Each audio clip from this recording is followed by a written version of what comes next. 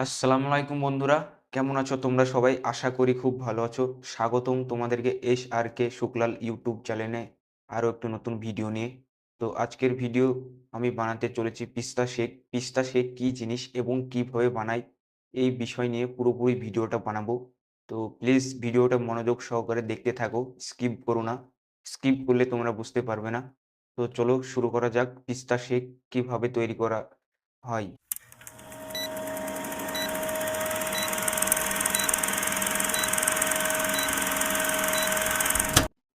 তোমরা হয়তো ভাবছো যে পিস্তা কি জিনিস? পিস্তা গাছে ফলে। পিস্তা এমনই একটা ফল যার মূল্য অনেক বেশি। ১ কেজির দাম প্রায় ১,০০০-১,২০০ টাকা। পিস্তা দিয়ে আইসক্রিম তৈরি হয়। পিস্তা দিয়ে আরও অনেক কিছু জিনিস তৈরি হয়। তো পিস্তা দিয়ে তোমার ধরো যেমন আইসক্রিম থেকে, শেক থেকে, পিস্তা ফ্রাই অনেক কিছুই তৈরি হয়। বিভিন্ন ভ্যারাইটিস টাইপের জিনিস পিস্তা দিয়ে তৈরি হয়। তো পিস্তা শেক এমনই টেস্টি এবং সুস্বাদু, তোমরা না খেলে বুঝতে পারবে না। তো আমি আজকে তোমাদেরকে এই ভিডিওর মাধ্যমে পিস্তা শেক কীভাবে বানাতে হয় এবং পিস্তা কেমন দেখতে আমি পুরোপুরি এই ভিডিওর মাধ্যমে আজকে তুলে ধরবো।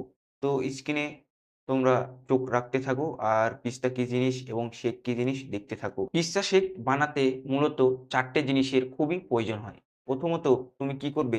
১ স্কুপ পিস্তা আইসক্রিম নেবে, তারপরে ১ চামচ চিনি নেবে, ২ নম্বর ৩ চামচ দুধ নেবে, ৪ নম্বর কি করবে? পিস্তা সিরাপ নেবে। তো এই ৪ টে জিনিস খুবই প্রয়োজনীয় পিস্তা শেক বানানোর জন্য। ৪ টে জিনিস তোমার যখন নেওয়া হয়ে যাবে, তারপরে কি করবে? তুমি সুজাতা এই সাইজের জার নেবে। সুজাতা জারের ভিতরে ১ম এ ১ স্কুপ পিস্তা আইসক্রিম ওর ভিতরে ভরে দেবে। তারপরে ১ চামচ চিনি ভরে দেবে। তারপরে ৩ চামচ দুধ ওর ভেতরে ভরে দেবে। তো ৩ টে জিনিস একত্রিত করার পরে তুমি কি করবে? সুজাতা জারটা মিক্সারের উপরে রাখবে। উপরে রাখার পরে তুমি জাস্ট ১ নাম্বারে দিয়ে ভালো করে মিক্স করবে। মিক্স করার পরে যখন দেখবে যে সবকিছু ভালোভাবে প্রপারলি একদম মিক্স হয়ে গেছে, তখন তুমি কি করবে? মিক্সচারের সুইচটা বন্ধ করে দেবে। বন্ধ করে দেওয়ার পরে তুমি মিক্সারটা ভালো করে দেখবে বন্ধ হয়েছে কিনা। তারপরে কি করবে? সুজাতা যে জারটা তুমি যে মিক্সারের উপরে রেখেছিলে সেটা উঠিয়ে নেবে। উঠিয়ে নেওয়ার পরে তারপরে কি করবে? তারপরে তুমি একটা মাঝারি সাইজের গ্লাস নেবে। যেমন এই সাইজের একটা গ্লাস নেবে। গ্লাসটা নেয়ার পরে কি করবে? ওই যে পিস্তা সিরাপটা আছে, ওই সিরাপটা কি করবে? ওই গ্লাসটার চারিধারে লাগিয়ে নেবে। ঠিক আছে? চারিধারে অল্প, অল্প করে ওই সিরাপটা লাগিয়ে নেবে। সিরাপটা লাগানোর মূল উদ্দেশ্য হলো যাতে শেকটার লুক এবং শেকটার টেস্ট মানে ভালো হয় এবং শেকটাকে দেখার আরো একটা সৌন্দর্য বাড়িয়ে দেয়। তো তুমি গ্লাসের সাইডে যখন পিস্তা সিরাপ লাগিয়ে নিলে, লাগিয়ে নেয়ার পরে তারপর কি করবে? তুমি যেই মিক্স করলে যে যেমন পিস্তা আইসক্রিম, দুধ, চিনি এই ৩ টে জিনিস যখন তুমি একসাথে মিক্স করলে, তারপরে কি করবে? ওই গ্লাসটার ভিতরে মাপ করে তুমি ঢেলে দেবে। ওই যে মিক্সগুলো করলে তুমি শেক বানানোর জন্য যেটা মিক্স করলে ৩ টে জিনিস একসাথে, ওটা কি করবে? ওই গ্লাসটার ভিতরে ঢেলে দেবে।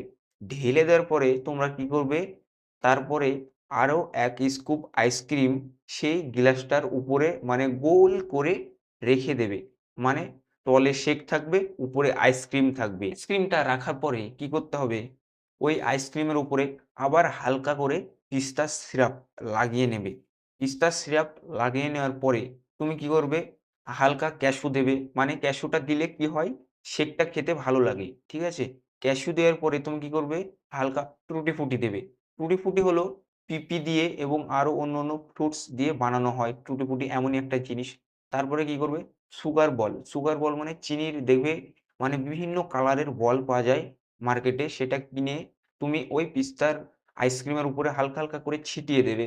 তারপরে কর্নফ্লেক্স যেটা মূলত ভুট্টো দিয়ে বানানো হয়, কর্নফ্লেক্স ওর উপরে দিয়ে দেবে।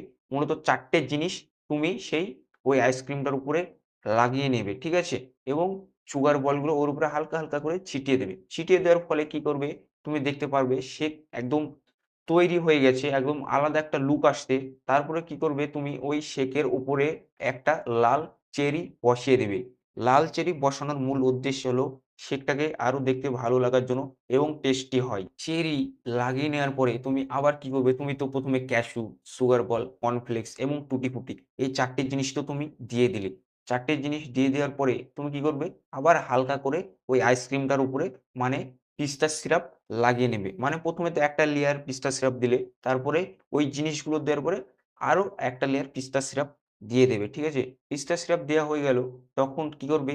ওই শেকের গ্লাসের সাইডে একটা স্ট্রো রাখবে। স্ট্রো রাখার পরে আরেকটা চামচ রাখবে। ঠিক আছে? যেমন তোমরা মার্কেটে পাবে যে এই সাইজের চামচ, তুমি গিয়ে বলবে যে শেকের গ্লাসের জন্য একটা চামচ লাগবে। তুমি মার্কেটে অবশ্যই পেয়ে যাবে। ওই চামচটা ওই গ্লাসের সাইডে ঢুকিয়ে দেবে। তারপরে একটা স্ট্রো ঢুকিয়ে দেবে। তখন তুমি দেখবে শেকটা একদম পুরোপুরি তৈরি হয়ে গেছে। আর হ্যাঁ বন্ধুরা, আমি তোমাদেরকে বারবার একটা কথা বলে দিচ্ছি, শেক বানানোর জন্য মূলত তুমি মিল্ক মা কোম্পানির দুধ দিয়ে শেক বানাবে। তো মিল্ক মা কোম্পানির দুধ দিয়ে শেক বানালে তোমার শেকটা ভালো হবে, টেস্টি হবে। আর অন্য কোনো কোম্পানির মানে দুধ দিয়ে শেক বানালে তোমার শেকটা টেস্ট হবে না। তো আশা করি তোমাদেরকে আমি বোঝাতে পেরেছি যে পিস্তা শেক কিভাবে বানাতে হয় এবং কি, কি জিনিস লাগে। এই ভিডিওর মধ্যে তোমরা সবকিছুই পেয়ে যাবে এবং তোমরা বুঝতে পারবে। তো ভিডিওটা ভালো লাগলে একটা লাইক, কমেন্ট এবং শেয়ার করে দেবে ভিডিওটায়। আর আগামী দিনে আরো নতুন, নতুন ভিডিও আসতে থাকবে। ভিডিওগুলো যদি তোমরা দেখে আমাকে সাপোর্ট করো এবং আমার চ্যানেলটিকে সাবস্ক্রাইব করে তোমরা পাশে থাকো। আমি আশা করি তোমাদের নতুন ভিডিও আমি বিনোদন দিতে চাই এবং উপহার দিতে চাই। তো তোমরা প্লিজ ছোট ভাই-বোন হিসেবে আমার ভিডিওটা দেখো এবং লাইক, কমেন্ট, শেয়ার করে ভিডিওটা কেমন হয়েছে অবশ্যই কমেন্ট বক্সে মতামতটি তোমাদের চ্যানেলটিকে সাবস্ক্রাইব করে পাশে থাকুন। ততক্ষণ নতুন ভিডিও আসার অপেক্ষায় থাকো। জয় হিন্দ, জয় ভারত। দেখা হচ্ছে আগামী ভিডিওতে।